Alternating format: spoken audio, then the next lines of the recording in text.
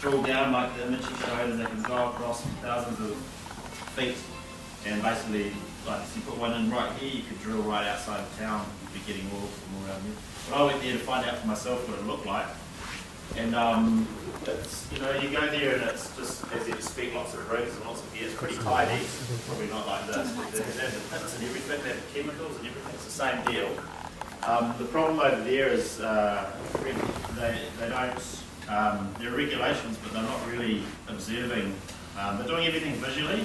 So they go and look at a well, and they look at it, and they tick the boxes, and they say this is fine. So obviously you can see there's a lot of hidden dangers in fracking, and the best thing is they're coming here next. So there are a few permits in Gisborne. They go all the way from Youngit's Head out to Matawai and all the way to Te Springs. Everything is up for grabs under these permits.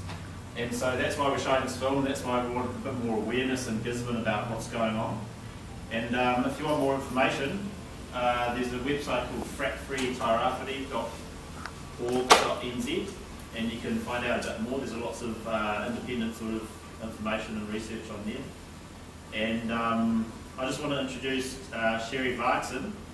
She's going to come up and just chat for a few minutes about her experiences in Pennsylvania. She has flaming taps, and obviously lots and lots of people have flaming taps, and no matter how many times the bureaucrats tell you it's not because of fracking, you can kind of see that maybe it is.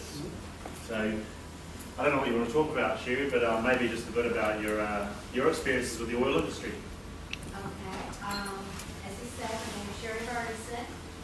My farm is located west of the Dimmick that was mentioned here in the film. My experiences with the gas industry began in 2008 when the gas company came onto my property proposing that it was a very environmentally safe way to extract a secondary source so we could all become less dependent on foreign oil, which was really proposed as a patriotic thing to do. They said it'd be very non-invasive, and these are things that we found out are extreme lies. Not so much because there aren't regulations on the books. Regulations do exist in these states, but nobody's enforcing these regulations. The John Hager from the Pennsylvania DEP that was featured in this film is no longer in that position because he was bought off by the gas companies and has gone to work for them. And they came in, they drilled, they fracked. My water test after fracking showed a methane level test 0.001 milligrams per liter in my drinking water. We thought we were safe. Everything was progressed. You know, there's pipeline destruction, having a farm. We saw acres of farmland destroyed, woodland destroyed through their pipelining process to connect all the wells together so the product could get to market. In 2010, my story became very similar to these people here. My water began to fizzle. It looked like I was drawing soda pop out of my faucet. This was a big change. So we had Chesapeake, which is the company I'm drilling with, come in and test it. They had one of those little hand meters like the gentleman had in Colorado. And in 3 to 5 seconds, all the bells and whistles on this alarm went off because I had an explosive level of methane in my water. I had gone from 0.001 to 56.3. And 2 years later, I am still battling with Chesapeake to try and get my water corrected. They are hiding behind loopholes in the regulations in Pennsylvania, including the Clean Water Act, that say that methane is naturally occurring. Though independent tests have proved that the naturally occurring methane in the Pennsylvania water system is chemically different than the methane that migrates up through the natural gas drilling. The DEP has determined that the possible, because Chesapeake hasn't admitted any fault to this, but the possible contamination is not through the hydraulic fracking process, but due to poor concrete that is placed around the piping that goes down and protects in the fracking process. Yes, it protected the pipes. It does not protect your water. That's that in summary. I'm happy to answer anybody's questions and let's see where we need to elaborate. Are there any questions? My chemistry is a bit rusty. I am no chemist, I'm a How do you farmer. get methane that's chemically different? Methane's methane. I've been told that the subsurface methane contains isotopes that distinguish it differently from the surface methane. And again, I'm no chemist, but they say the So research it's is not out there. chemically different, they're other particles. Yeah, but they keep saying that the isotopic breakdown is different.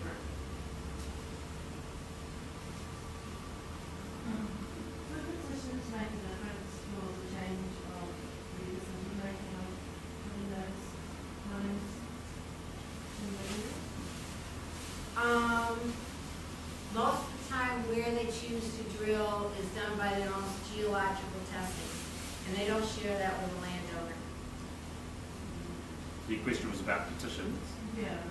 Yeah, we had a did you sign a petition recently to get. I just was just told about it. We put up a petition to make all applications public, basically, in a nutshell, and 2,000 people almost, and didn't make a difference.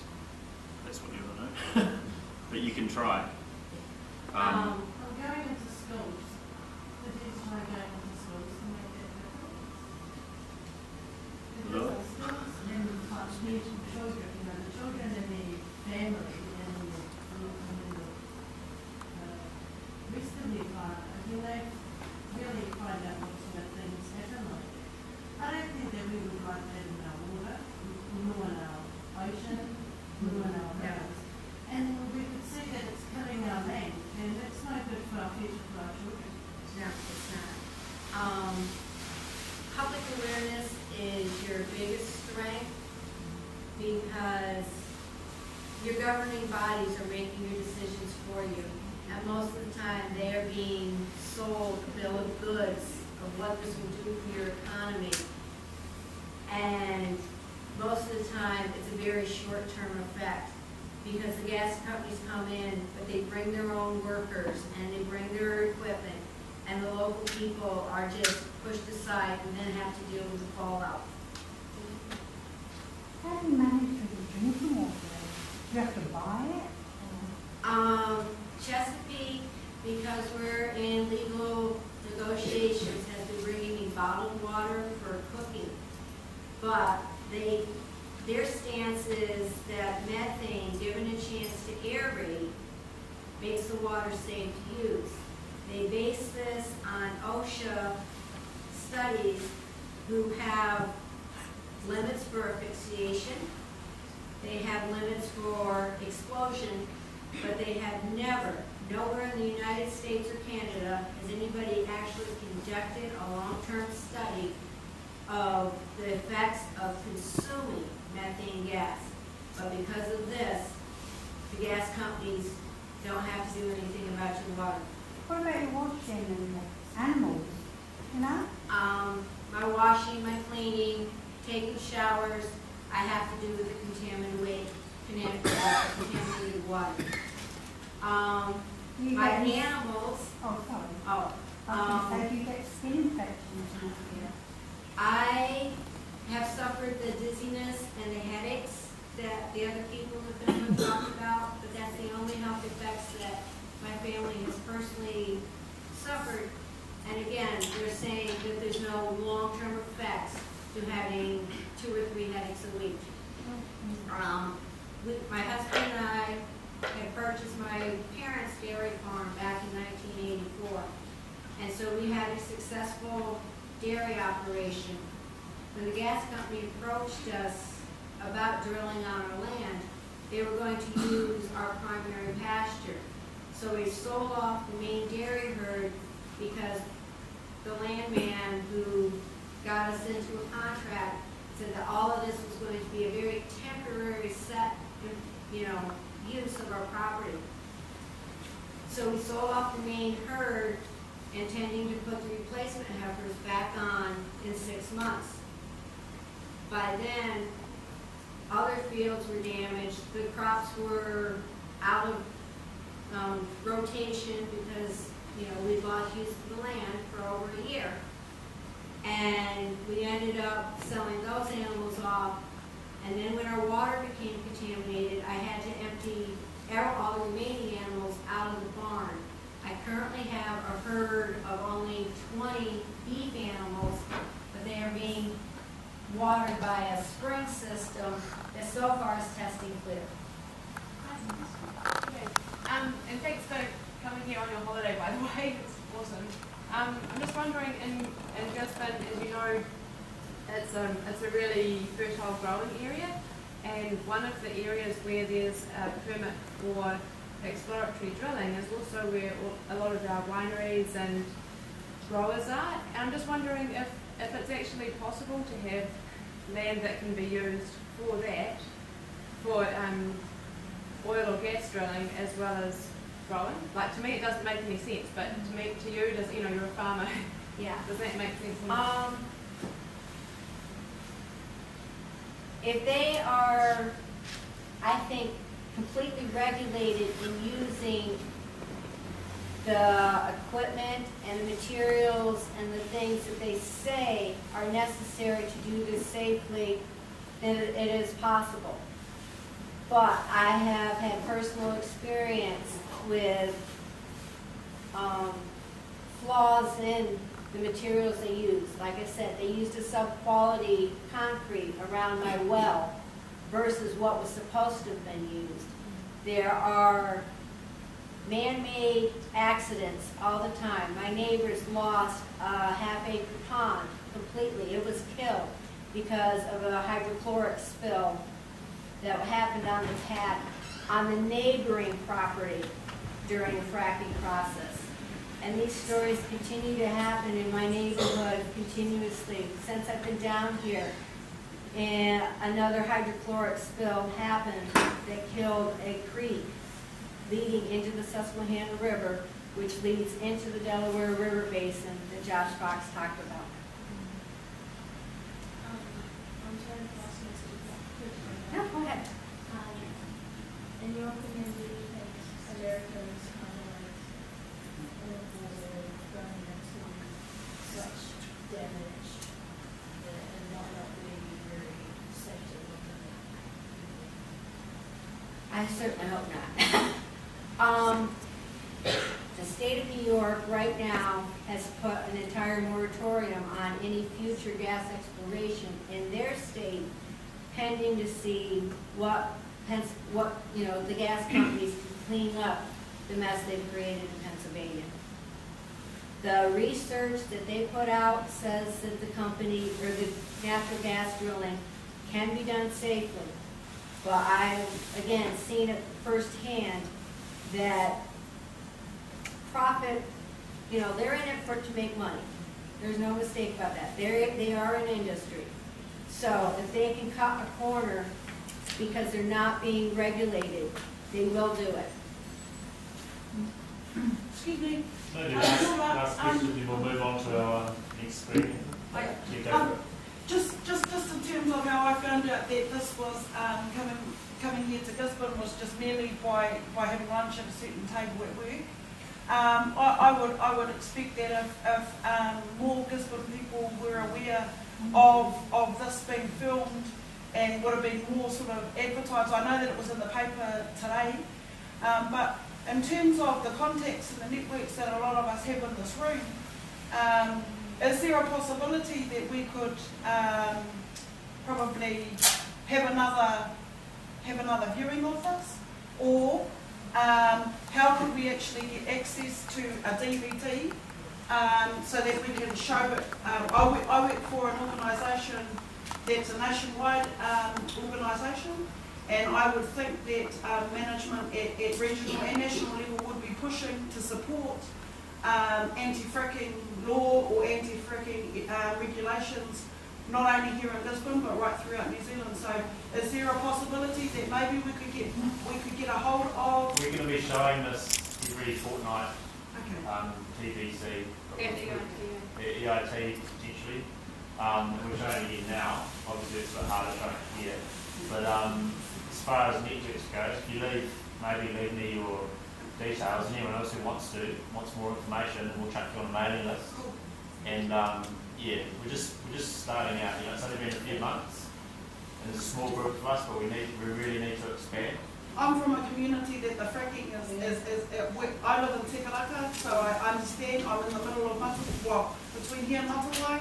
I know that if not, that there is fracking, that there has been resource consent given to the Kanakanaia area, which is about 10-minute drive from where I live, and all around there. So I'm about informing my community as an obligation to my community and as an obligation to being a citizen of Gisborne, to inform the people.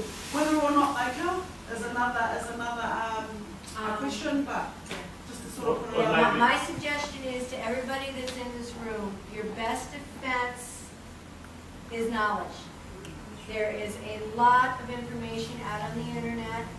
Josh Fox himself has put out a second documentary following this one. It just came out, I believe, in April of this year, called The Sky is Pink.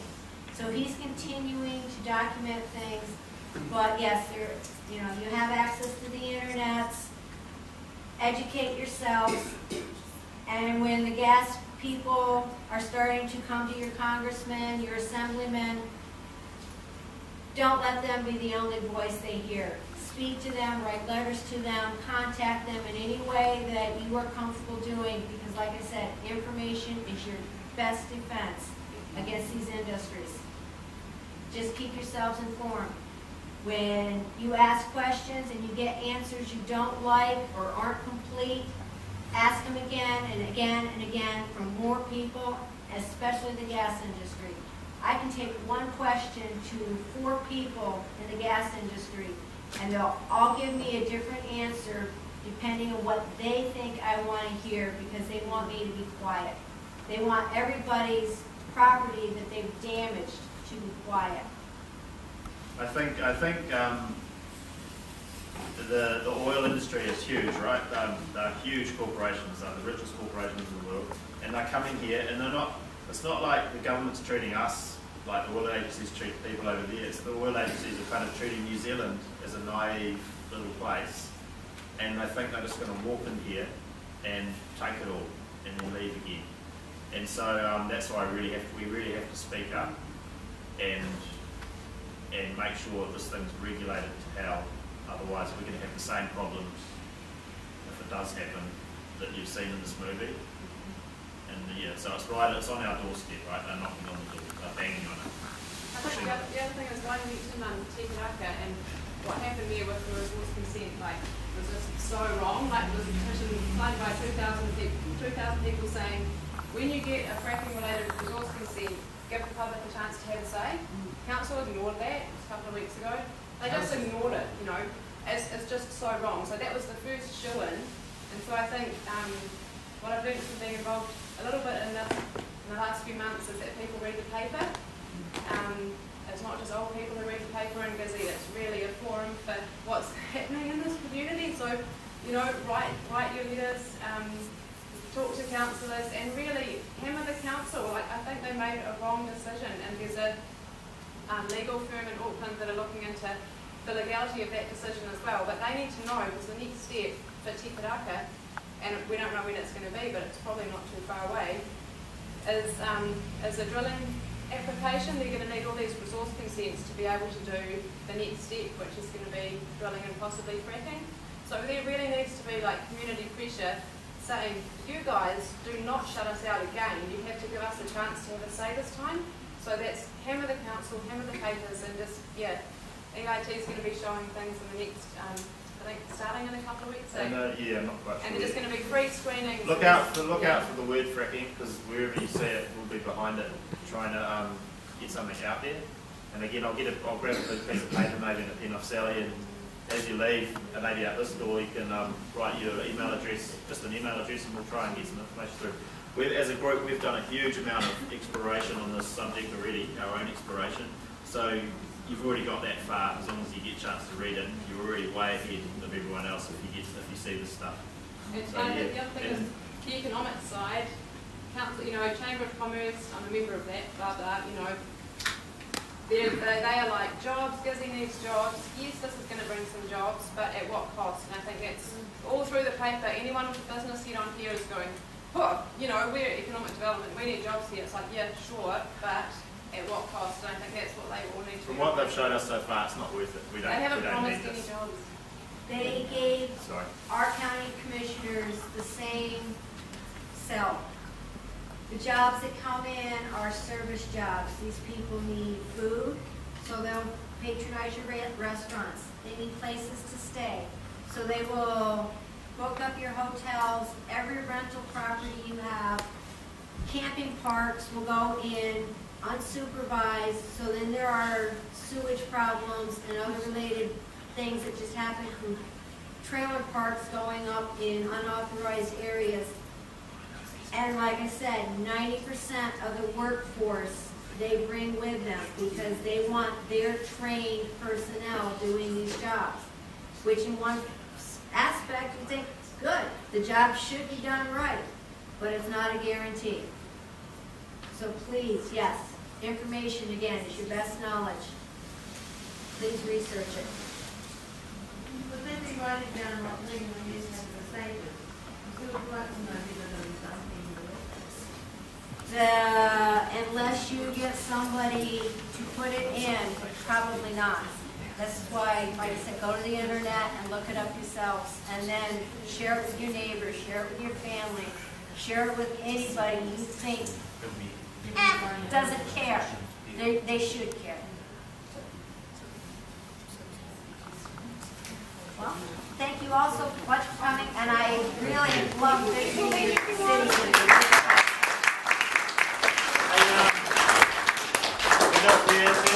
We've only got a few people here, and they're all friends of mine, luckily. So we're not going to screen it again.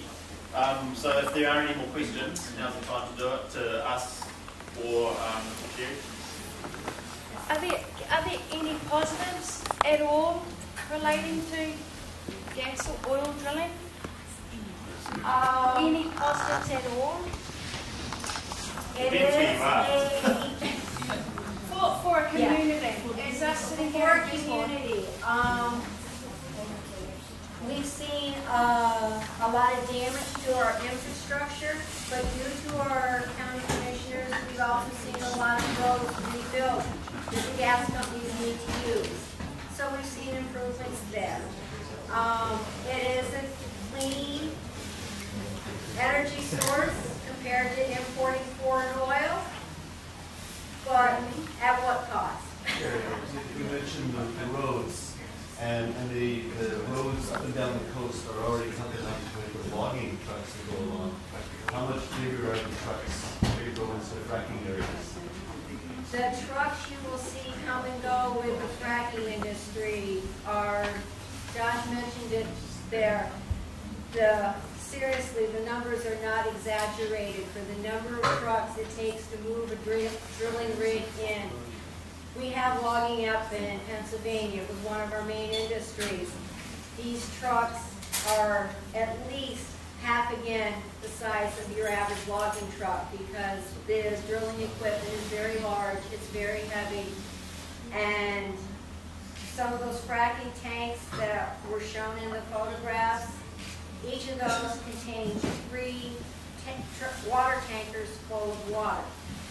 When they fracked at my place, there were 92 of those tanks on my property.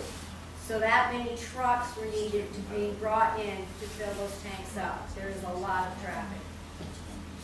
So when they came and they leased your land, they leased your house, did you realize just how much what they were going to be putting on that land? It was just a pay, wasn't it? No, I didn't. When the gas man came to me, well, I shouldn't say me personally, they did this large sweep of our area. There was, the gas companies knocking on my door, the neighbor's door, every door in the neighborhood trying to secure land.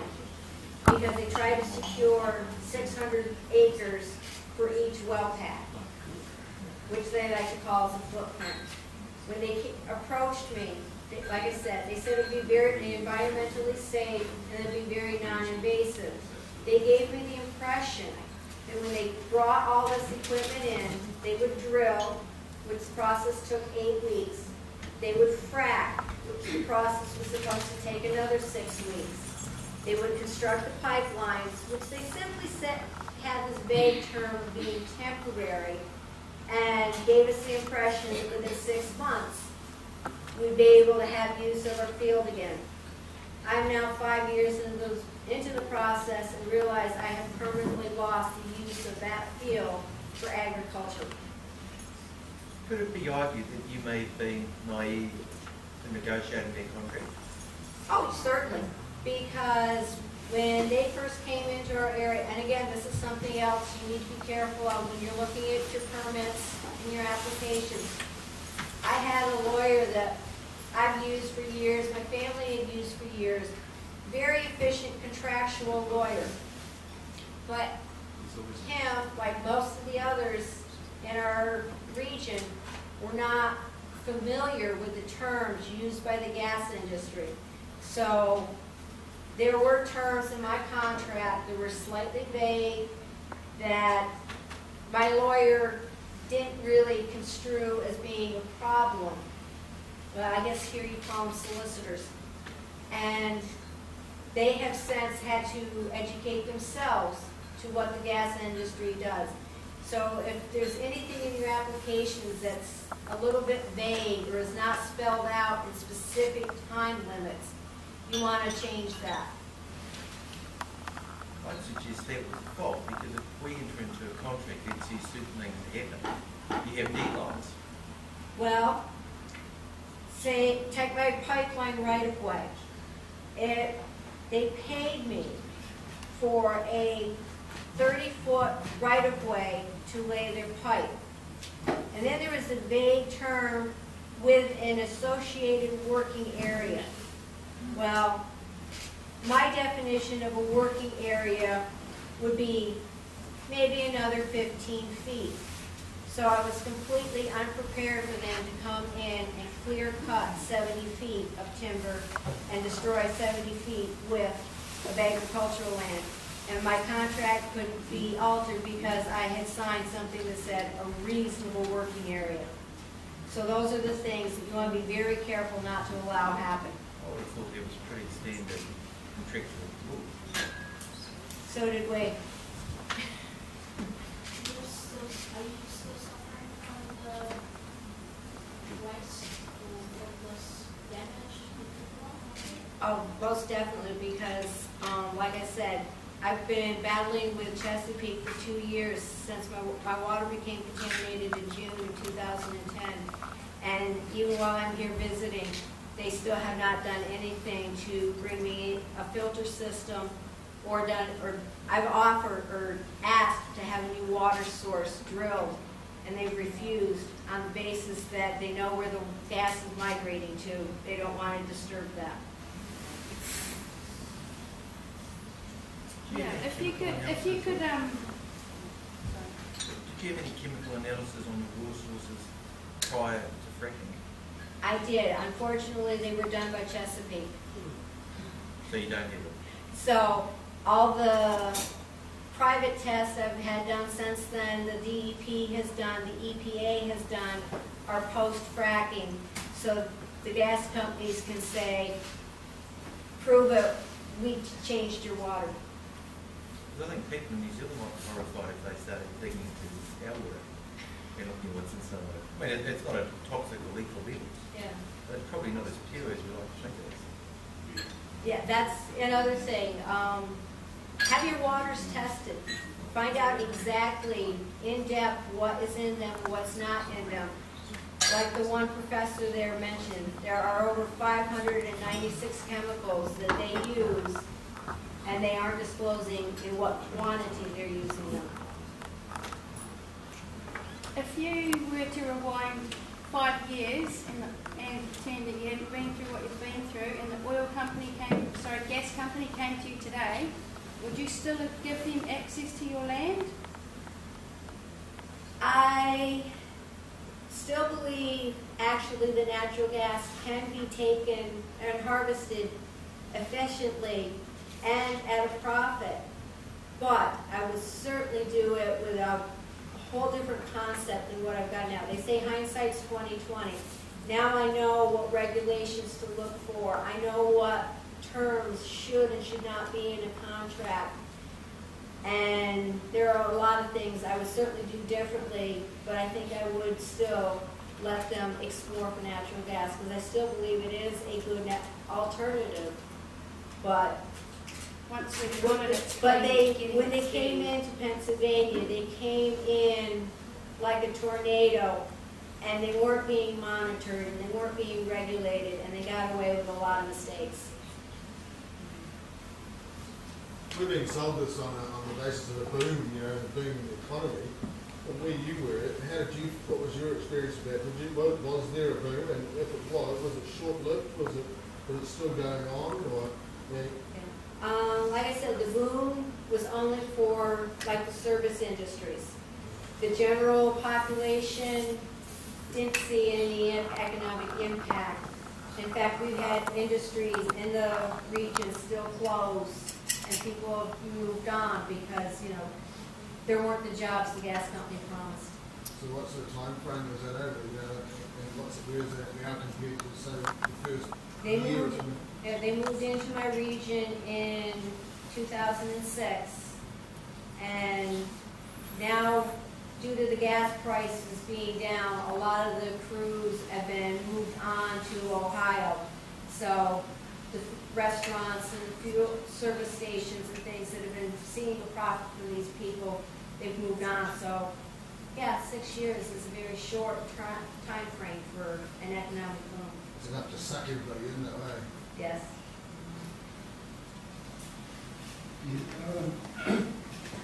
I don't want to ask you any questions specifically, but I just want to say hello to everybody in the room. My name's Peter Jones, and you might have read some of my stuff in the newspaper.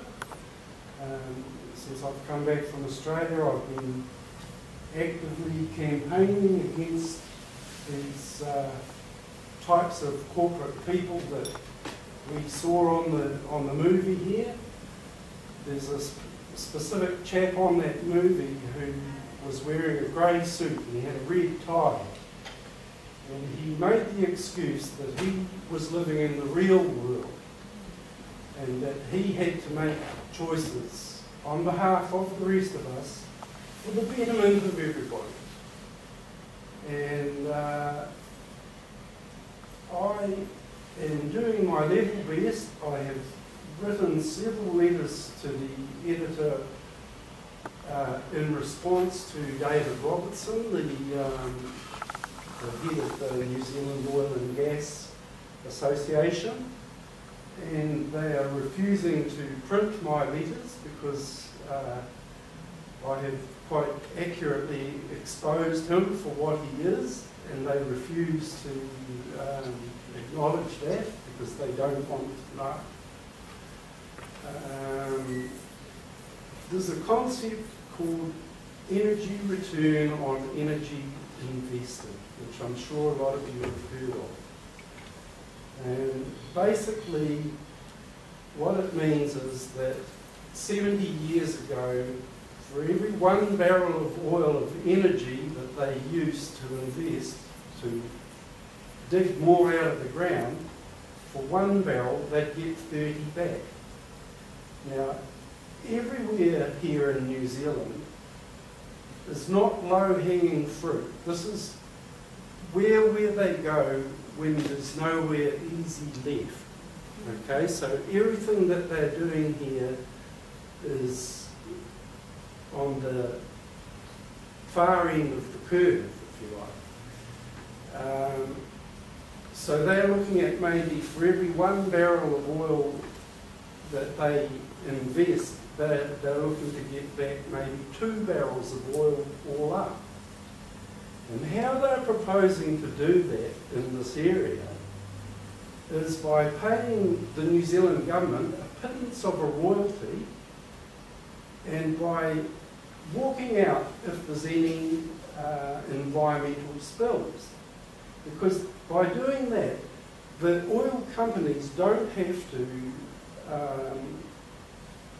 put so much energy into it. They can offload their energy grab on us. And when that chap in the grey suit talks down to us and says, no, you listen, we know what's good for you, please do not listen. And if I've come back from Australia on a bit of a mission, because I'm a Kiwi born and bred, and I've observed all this. I was in the forestry industry for 30 years, and in the 1980s, I observed the man in the grey suit and his ilk come into the forestry industry in New Zealand and change the rules, and change the way everything was done, with a similar result. You only have to drive down the Napier Taupo Highway to have a look at what I'm talking about. Hey, that's great. We've got to keep moving probably. Yeah, no. But anyway, good point. And from that, if you guys didn't know, New Zealand, he mentioned a royalty. New Zealand gets 5% of the profits, I suppose. 5% and 95% goes to, through all this chain, to the shareholder, who is this person who doesn't even know where they're getting their money from. It's just money. And so, the shareholders don't have any stake in our community here, but we have to live with all these problems if they occur. And so that's a good point. The royalty, 5%, the government just sees it as it's free money. You come and do what you like. We'll have 5%. We don't have to do anything except tick a few boxes and give you a permit for maybe $5,000 to take $100 million worth of oil. So it's worth doing research and thinking about it from that point of view as well. We're not really getting much. Why aren't we getting more? Is a good question. If we are going to do this, why aren't we getting something out of it? 50% will probably save our country, and we'd all be up here, our standard of living. But that's another question. On your royalties, now in the States, the landowner gets a portion of those royalties. Pennsylvania law stated that each landowner was guaranteed a minimum of 12%. But what the oil companies turned around and did was from that 12%, they subtracted production costs, transportation costs, maintenance costs. So I am only receiving about 8.5 of that 12%. And it's based on production. So in the beginning, when they first drill, there is a boom. And your checks look really good. My first checks were $1,400 a month. In 4 years, my production has dropped, so I'm now receiving $72. This is what's in store. Drew, do you know if Drew's a resident, Drew and Jackie are residents, neighbours of where the first wellhead's got a permit to be built right now?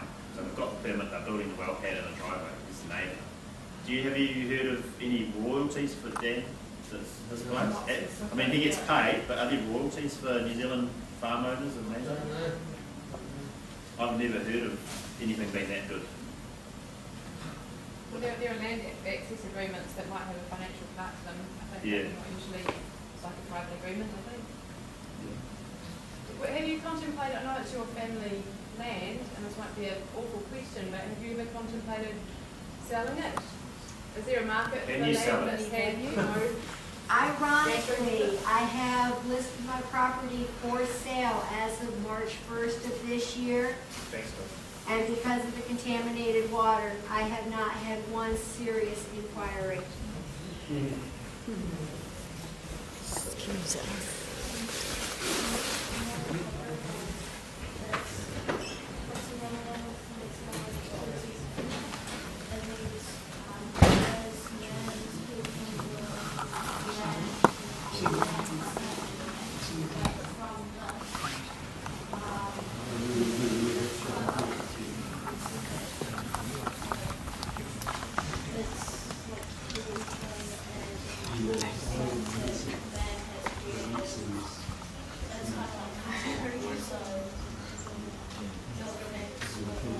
The problems they can cause that you've seen are problems that can last, I've seen forever. So these problems can outlive us. So once there's a pollution or once there's a leak, some of these things you can't stop in our generation or maybe another generation. So that's a big problem. Yes, the environmental impact is astronomical. They're still cleaning up from the spill in the Gulf that happened from BP oil 8 years ago. So, yes.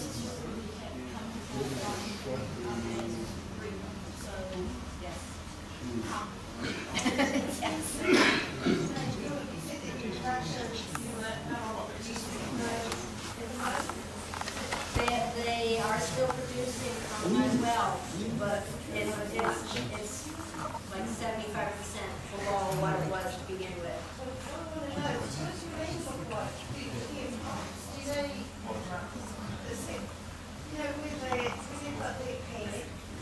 And they're doing their fracking and they're catching the gas. How do they take it off the property? They take it through pipes.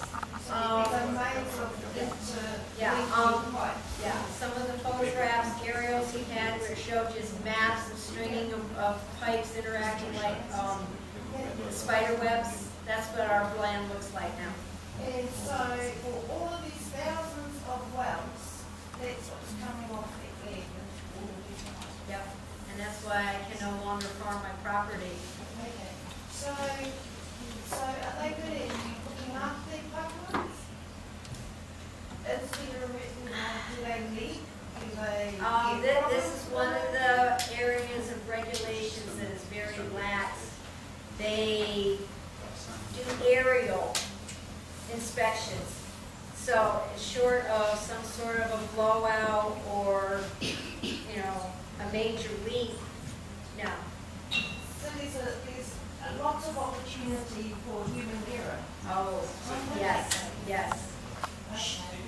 So if they were to come here to our Rangiatua, and we've got rangers, we've got promoted rangers for Class C, does anyone know how to get It's worth noting that they say they're here for oil, although some might argue that.